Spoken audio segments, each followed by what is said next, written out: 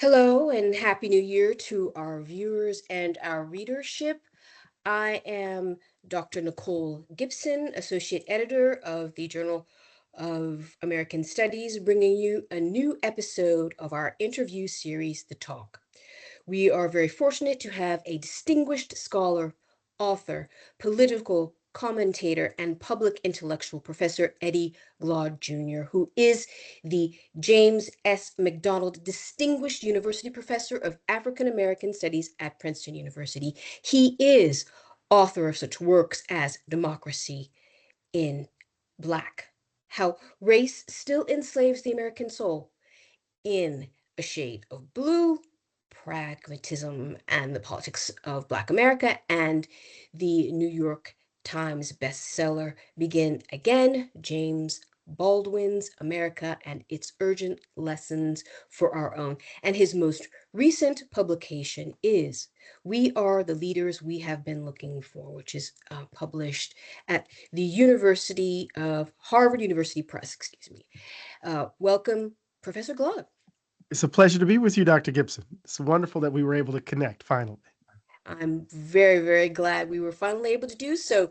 Today is January 6th, 2025, and it has been 4 years, Professor Glaude, since the mob of President Trump supporters attacked the U.S. Capitol in an attempt to stop Congress from certifying the electoral votes of the 2020 presidential election. So the question I have for you to kick us off, Professor Glaude, is this.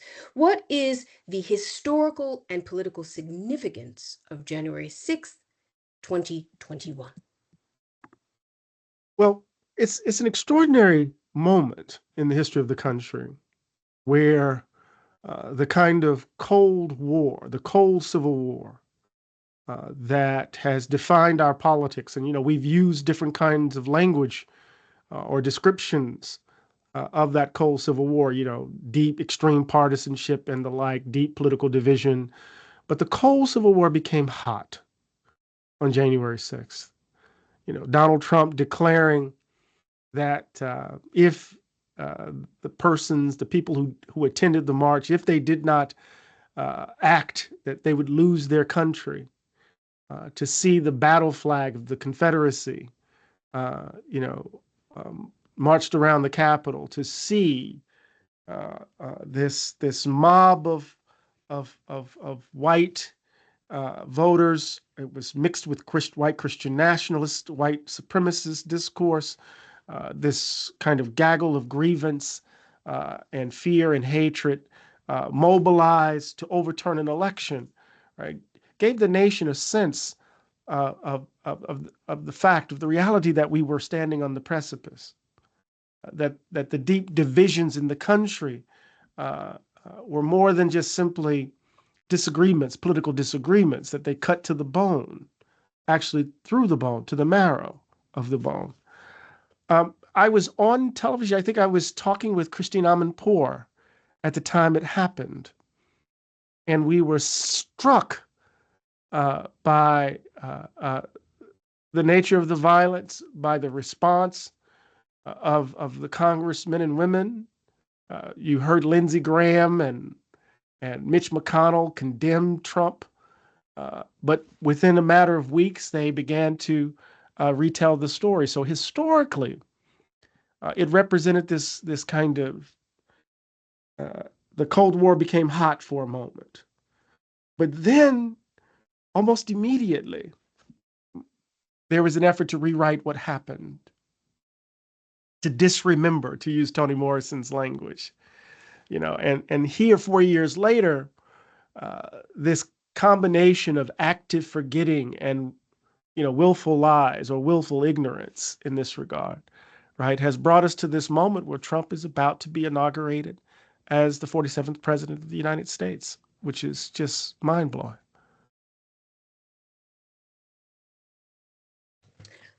Okay, thank you very much for that. I'd like to move on to the next question. Sure. And here it is. Thanks. So, President Richard Nixon, in a televised speech on November 3rd, 1969, addressed the great silent majority of his fellow Americans, asking for their support in the United States military intervention in Vietnam. Now, this majority is no longer silent and made their electoral preferences known by re electing President Trump for a second term and Republican candidates down ballot in Congress. What strategy should the Democratic National Committee implement to win them over in future electoral races, such as the midterms and the next presidential election in 2028? Doc, it's a really complicated question because, the so-called forgotten American or the silent majority, they've never been forgotten or silent. They've always been loud and always have in so many ways impacted the direction, the trajectory of American politics, of policy decisions.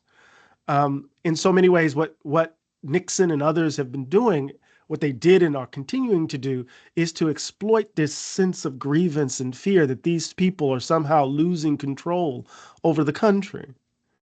The so-called forgotten American in the face of demographic shifts in the country, the browning of America. Somehow this country no longer belongs to you. What does that mean in its detail? In its detail, it means that these folk are really exercised over the fact that perhaps America will no longer be a white nation in the vein of old Europe. So what does it mean for the Democratic Party to pander to that? You know, Donald Trump he said at one point that unlike President Abraham Lincoln, he would have compromised with the South. Now, I'm not obviously kind of equating the forgotten or silent majority with the Confederacy, but there's a linkage here. There's a connection here. But what would it mean to compromise with the South over the issue of slavery? What does that entail? Who would bear the burden of the compromise? So the Democratic Party has found itself since the mid 20th century, since the Black freedom struggle, in which, Lyndon Johnson passes civil rights legislation and voting rights legislation and declares that he's lost the South for a generation. And we see all of these Southern Democrats migrate into the Republican Party. We see at one point, those George Wallace Democrats, right, become, interestingly enough, Reagan Democrats. And we've witnessed over and over again Democratic leaders trying to, like a scorned lover, trying to get those particular white voters to return to the fold. And how have they done it? Well, if we think about the history of the Democratic Leadership Conference, the idea was to cozy up to Wall Street and Silicon Valley and distance the party from its traditional base. That's working class union folk and black folk. And so you get this triangulation, you get this reimagining of the Democratic Party to look like and sound like Republican light. This is Bill Clinton. This is Al Gore. This is the Paul Begalas. This is the Jim Carvilles. These are the folk who are clamoring for the party to win back, right, those white working class voters that they themselves turned their backs on. This is fascinating, right? So I keep asking myself the question, what does it mean? What does it mean to try to curry favor with a constituency that believes that their life circumstance requires, right, the disavowal of issues that confront people of color, that confront women, that confront the LGBTQ plus community and the like? What does it mean to consent to that, to concede to that in a way? So I think what the Democratic Party needs to do is to rid itself of the logic of neoliberalism, which is at the heart of the DLC, right? To stop its or to end, right, its desire to be Republican light. I keep telling folks in the U.S., I keep saying, if you have a choice between an actual duck and something that sounds like a duck, you're going to choose the duck every single time. And so I think it's important for the Democratic Party to begin to speak to the America that is actually in existence. That is to say, to speak to folks who are breaking their behind, busting their behinds to send their kids to college, trying to keep a roof over their heads, trying to make ends meet, right? And to imagine the country as a genuinely diverse and multiracial and multi-ethnic democracy, right? To disrupt this zero-sum game that has defined our politics since um, the founding, as it were. Um, so I'm reluctant to concede to some of these folk who are talking about the Democratic Party changing course only to kowtow to that electorate that turned its attention to Donald Trump. Because let me say that, let me put it this way. It might not be clear, and I hope you make this clear for me on the page. There's nothing about the economic reality that define much of American life in this country. There's nothing about high inflation, the cost of groceries, the cost of gas, that would lead someone to choose Donald Trump over Kamala Harris, knowing who Donald Trump is, the felon. The only thing that's motivating it, to my mind, is that Donald Trump gives license for certain Americans to blame others for their conditions of living. That's the only, for me, that's the only motivation. Because why would you vote for someone whose policies over the 4 years that he was president did nothing for working people? The tax cuts benefited the richest of the rich, who did not implement policies that spoke to the kitchen table issues of everyday ordinary folk, white, black, green, purple, or yellow. The only thing he did was line the pockets of his rich friends, of the oligarchs and autocrats who are now licking their chops as they make their way back to the White House come January 20th. So the only reason, to my mind, that Trump won is because he gave license to grievance. Because when you look at Dr. Gipson, when you look at the split voting tickets, Kamala Harris would lose in a state, but a ballot initiative around abortion would pass. Or she would lose at a certain number, right, in a certain state, say, but the Senate candidate, the Democratic senatorial candidate, would win, right? Or Democrats would be were more successful down ballot in a lot of places. So part of what we need to just kind of admit is that race and gender played a significant role in the election outcomes, and that to pander to that, to my mind, um, is to deepen the malaise that we currently find ourselves in, and we cannot do that. Okay, so you've given me a brief perception of where you perceive the Democratic Party to be politically at this time, but I'm going to add a caveat to my next question. Sure. Where should the Democratic Party go from here with the new challenge of a package deal that seems to be President Trump and tech bros like Elon Musk, who are presenting some interesting challenges to democracy, not just domestically, but also abroad, particularly quite recently, with some comments and tweets that have been made by Elon Musk and some measures that have been taken by tech bros like Jeff Bezos, like you. No, no, this is a great question. I think, if we're talking about plutocrats who are trying to exercise outsized influence because of their wealth, um, you see this impacting very clearly the way in which the fourth estate works. Look at what's happening with the Washington Post, with the Los Angeles Times, the New York, and the like. You see Musk, who obviously has conflicts of interest, right, exercising undue influence over government policy. And when I say policy in this instance, who will head certain departments of government, certain policies that are being touted, and never saw was never approved by a voting electorate at all. It's just his money. He spent hundreds of millions of dollars to help Donald Trump get elected. And we see Musk aligning himself with neo-Nazi and far-right forces in Germany, in Britain, and the like, having an undue and outsized impact on the way in which countries outside of the United States are good, are engaged in their business. So, what should a Democratic Party do in the face of these plutocrats, in the face of these oligarchic forces?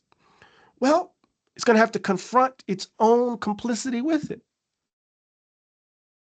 It's going to have to confront the way in which big money drives the Democratic Party. It's going to have to build a coalition that actually speaks to everyday, ordinary working people. And when I say everyday, ordinary working people in the United States, I'm not just talking about white working people. They're going to have to speak to young folk, right? They're going to those millennials and those Gen Zers and Gen Yers who have concluded that the country is broken. Many of whom are reaching for vocabularies, languages to imagine a different kind of politics. Some of them are reaching for old languages, the old language of fascism, as a way to respond to the disorder. But many others are trying to figure out how might they respond to, this deep class division, right? The ways in which old prejudices and the like demean and diminish the humanity of others. The Democratic Party has to untether itself from the big money that distorts our politics. That's going to be a large and very difficult challenge. But, that big money is what stands in the way of a fundamental transformation of healthcare policy in the country.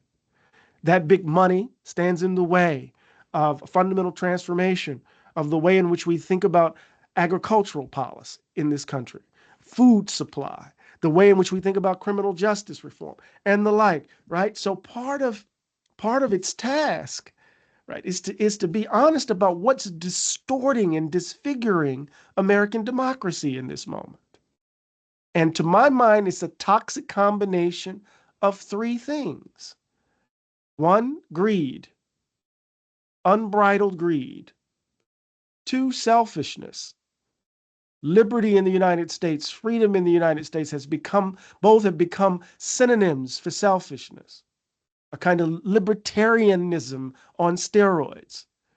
And the last, of course, is hatred. So greed, selfishness, and hatred have in so many ways, right, distorted and disfigured and deformed the very ways in which democracy functions in the United States. And if the Democratic Party is going to be serious about how it situates itself in relation to these forces, it's going to have to confront the greed, the selfishness, and the hatreds that's within it. And that's a hard task. Has your faith in the American experiment been shaken by the results of the 2024 election? Not so much shaken. America is what it is. I find myself thinking that we're in this continuous loop. I'm writing this book now on the 250th anniversary of the nation, and I'm thinking about, this escaped slave, quote unquote. His name was Moses Gordon. And he escaped, he was initially manumitted in North Carolina by his Quaker owners in the context of the American Revolution. The colony of North Carolina then declared that you could not manumit a slave unless they fought in the war. So they wanted to reject the Quaker move. And so they re-enslaved Moses Gordon. They captured him after 2 years of freedom, Dr. Gipson, sold him to a former general, brigadier general, in the Revolutionary Army. Moses then escapes, and he escapes to Philadelphia. And he lives for 10 years, an extraordinary life. He's a member of Absalom Jones's St. Thomas Church. He has a family, he has kids, But the fugitive slave law that's built into the Constitution, right? That general refused to give up on his property. And 10 years later, they found him and they wanted to re enslave him. Slavery, freedom, re enslave. And then on the back of an envelope in uh, an archive at Haverford University is a note scribbled by John Parrish that Moses Gordon had committed suicide rather than go back to return to slavery. Now, why do I bring this up? Well, the first kind of petition submitted to Congress by black folk mentions him languishing in the jail. Here we are, the continuous loop. 1 minute there is enslavement, the next minute there's talk of freedom, there's next minute the freedom dream spikes, the next minute, right? And so here we are again. And I'm thinking about Douglass, Frederick Douglass, who escapes, who was born and raised in slavery, who escapes slavery, who then becomes, right, the voice of abolition and lives long enough to see Jim Crow laws. Come on, he says Americans, right, have, he says, what did he call it? He says a decadent political memory, something to that effect. So I'm not disappointed. The country is what it is. It's just in these sorts of moments, as a person coming out of the tradition out of which I come, the task is how to get our babies to the other side of the fever dream. How do we ensure, as it feels and seems like white folk have lost their damn minds, how do we ensure that our babies survive to the other side? And we've done it every single time. So my mind in this moment has, because, Trump is going to be sentenced on January 10th.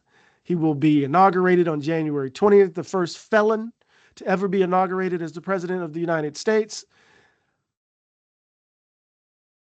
And the venom and the vitriol will intensify.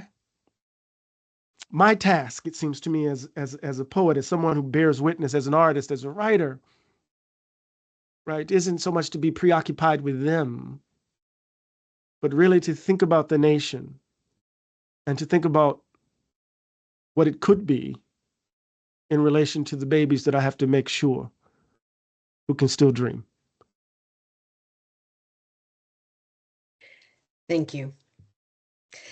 So moving on, social media platforms are constantly shaping what their consumers accept as the facts and how they use this information to uh, define their reality. What part will American legacy media play in this equation? It's a good question. I find myself a part of legacy media, offering commentary. But legacy media has this complex and conflicted um, uh, purpose. That is, one, it's to be serve as the fourth estate, right? To offer information that is absolutely essential for an informed public to deliberate, to engage in self-governance, and then that runs up against, right, its pursuit of profit. And what we do know is that the plutocrats have been buying up media, and we're not just talking about national papers, but also what's happening in terms of local news consumption across the United States, and the way in which conservative forces have impacted the way local news is consumed here. The disappearance of local newspapers for the most part. So it's very it's a very challenging time to imagine what does it mean to have a vibrant press uh, disseminating information that's generally agreed upon that will allow Americans to engage in the kind of thinking and deliberation requisite for democracy to function. Instead, what we're seeing is people retreating into their information silos where their prejudices are reconfirmed, right? And where facts are not agreed upon. So the role of legacy media in this space is a complicated one. And I think at the end of the day, um, we have to ask the question, will profit motive win out? And given what ABC News did, right, by folding with regards to uh, the incoming president's defamation suit, and George Stephanopoulos having to join in and pay, and we're in for some troublesome times. I mean, let's be clear. We're in the U.S. We're in the middle of the storm. Uh, the storm is intensifying. I'm from the water, and hurricanes are complex events. You have the front end of the storm, which is very violent. Then you have the calm of the center of the eye, but the tail is coming. The tail is here in the U.S. And so we have to just simply, I think, figure out how we're going to to think and act in this moment. Legacy media will be complicated, but we can still engage in the kind of reflection and exchange and deliberation necessary for democracies to function. Let not democracy die in darkness, n'est-ce pas? Indeed. we That said, another form of information. What role should artificial intelligence play in the development of the American political landscape? we have to determine that. We have to understand that artificial intelligence, uh, at the end of the day, they're just tools to be used by people. And we need to understand that if we don't address the inputs, what data is being gathered, artificial intelligence will reproduce all of the fissures and conflicts that define our society now, currently. It will reproduce those assumptions and prejudices and stereotypes in the very ways in which it engages in its work. So we have to figure out a way uh, to get out of this wild, wild west kind of environment around AI.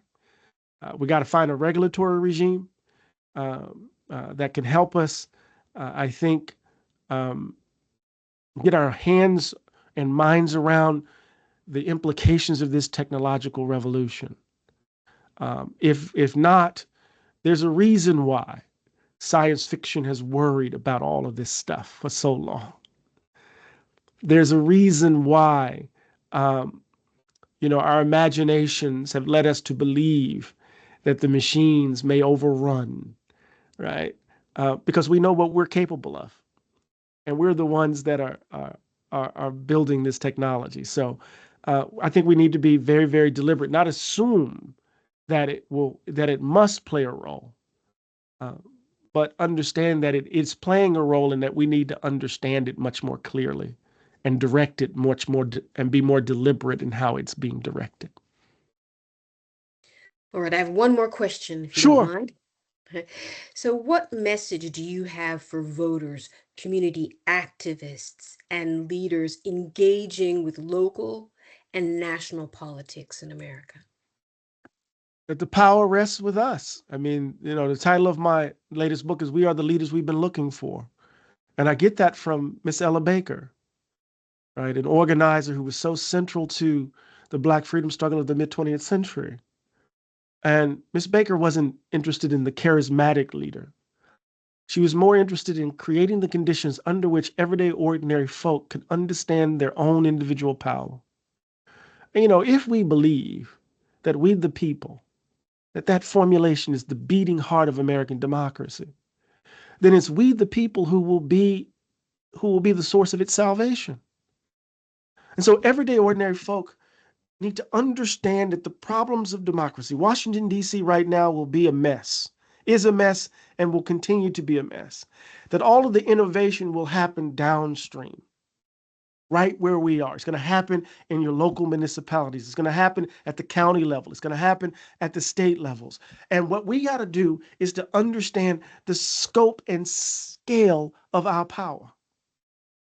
If we become better people, and this is a formulation I get from Baldwin, the messiness of the world is actually a reflection of the messiness of our interior lives.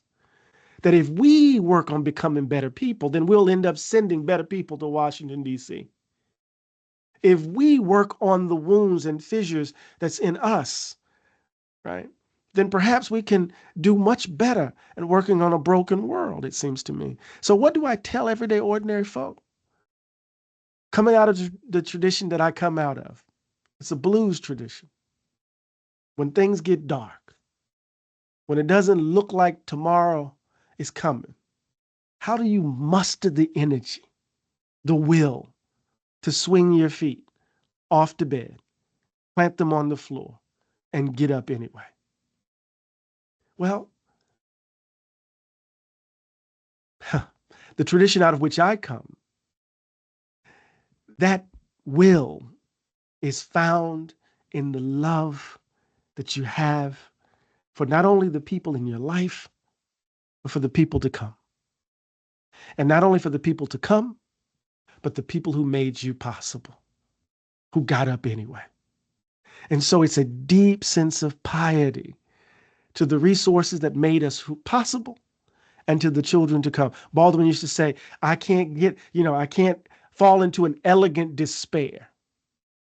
I got babies to raise. I got babies to raise, which goes back to the formulation. We got to get our babies to the other side. So what do I say to everyday ordinary Americans? Swing your feet off the bed, pick up your head, plant your feet on the floor, get up, let's get to work. Let's get to work.